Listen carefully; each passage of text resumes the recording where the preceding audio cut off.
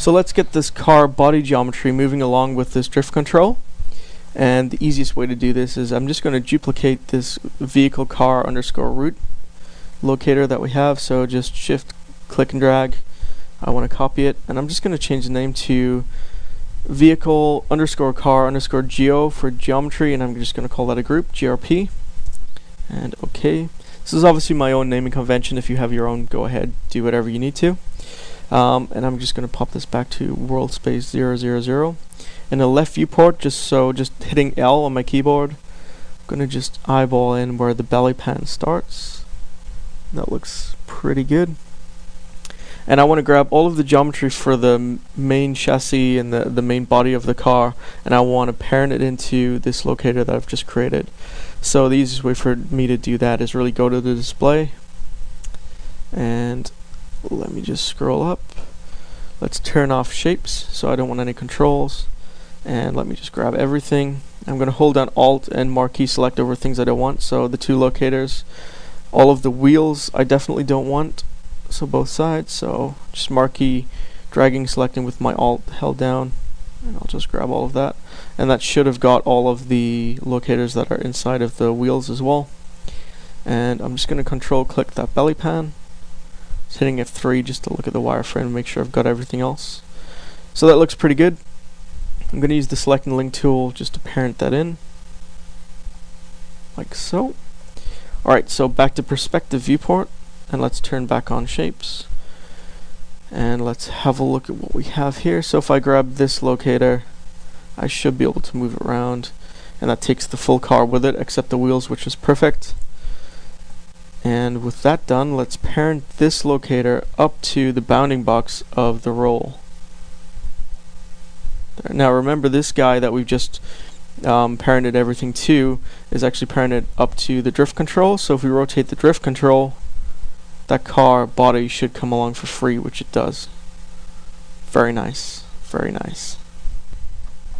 So let's take care of this controller at the top to actually get this guy to lean and roll around. If I grab this and start rotating it, you can see that that looks pretty nice for the rolling and leaning of the car. And that's what we're going to use. We're going to use this. We're actually going to drive this point helper, and that's going to be the lean and roll of the car, which is fine. But using, obviously, this controller. So the first thing we need to do is we really need to limit how far left and right and forward and back this thing can go. And to do that, it's pretty simple. Let's come across to the motion tab, go to position, the 0 position that we created, and I want the X position, which is left and right. You can see that I've got my reference coordinate system at parent, so I know that this is actually the X axis that I want, and likewise this is the Y. If you've got it in anything else, I suggest changing it just to take a quick look and make sure that you get it right. So with X selected, I'm going to come up here and assign a controller, and I want a float limit, and I'll just go OK. And with that, I get this little rollout that asks me, hey, you want an upper limit and a lower limit, but where do you want it to? So right now these are both set to 1,000. If I set these to 10, actually let's set the upper limit to 10 and the lower limit to 0. You can see that I'm not actually able to drag this in a negative, in a lower limit negative. Whoops, just grab that again. But I can, for 10 units, pull it this way to the right, which is its positive. So let's up this to say 20, let's say 35. I think that should be about right for this, just to make it go to the edges of this square that we've got, the rectangle. So that's perfect. So 35 is good, and I just need a negative 35 the other way. So now we can go negative 35 up to a positive 35, which is great. So we need that on the y-axis as well. So let's just close that down, run across to the y, assign the controller float limit, and again we need 35 in the upper limit and negative 35 in the lower limit. And let's just check that out. Perfect, awesome.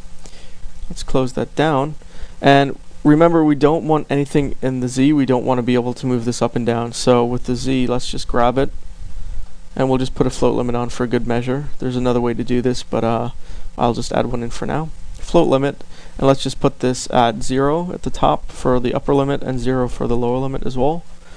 and now you can't move that up and down, which is cool. And just to check the actual control that I want from this, if I grab both the Y and the X axis and rotate it around, you can see it locks out.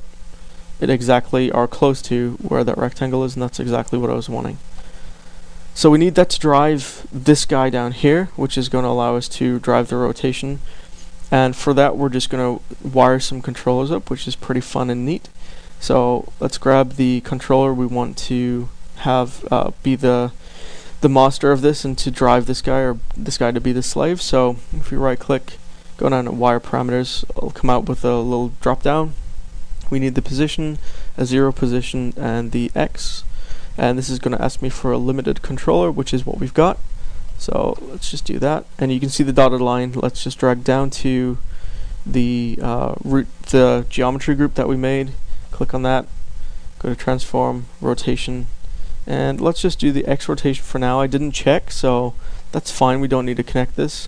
You can see this new window, so let's just minimize that for a second, and let's check what we actually need. So I'm just going to use my select and rotate, and I'm going to make sure that my coordinate system's gimbal. And we actually need, for the X, which is left and right across the top of the car, we need the rotation of Y to rotate it this way. So let's bring back that minimize window, and we need to do that on the Y.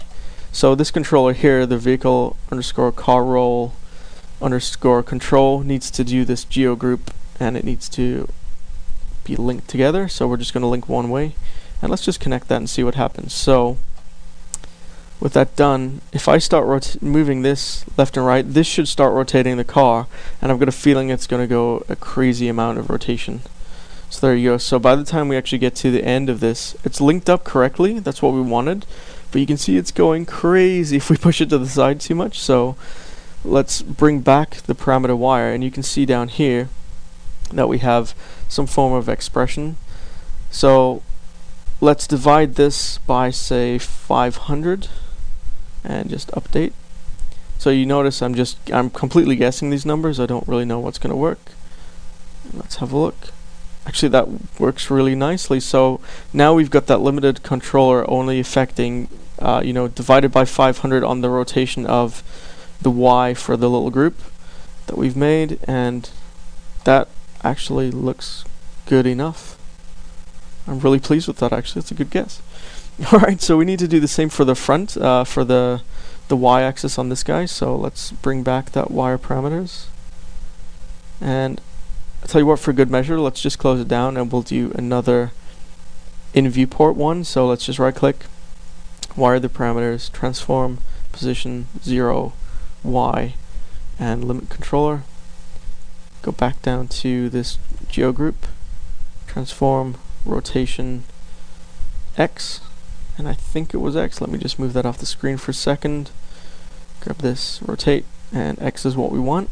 Fantastic. So just one way. You can see this is highlighted red on the Y rotation. That just tells us it's already got a wire or some other parameter getting forced into it. So we're going to force in this limit controller, and we'll just connect. And let's do divide by 500 again. Let's just update and just minimize. Let's see how this looks. So if we push this forward, okay, you can see this is going the wrong way, but that actually looks okay as well. That's maybe a bit more than what the car would actually do, but for an animator that might be pretty nice. Alright, so to get that back to 0, because I've let go of the controller, I'm just going to hold down Alt, right click, transform to 0. It's going to pop it back, and we need to bring back that parameter wire. And in front of this, I'm just going to put the negative symbol, minus sign, and just update, and that should fix the front and back, which it does, which is great. So that's our control for the roll of the car, which you can see working pretty nicely if we just grab this. And we've got a lot of control over it, probably a little bit more than what was in our reference videos. Our reference videos maybe bounces about this much, so about half of the actual amount, but it's good to give a little bit more to the animator. So we've done the main body roll and lean now, which is pretty cool. So let's have a look and see if this still works with the drift. And if we move this across, Perfect. So let's just undo that. And I'm going to go ahead and save this file and move on to the next video.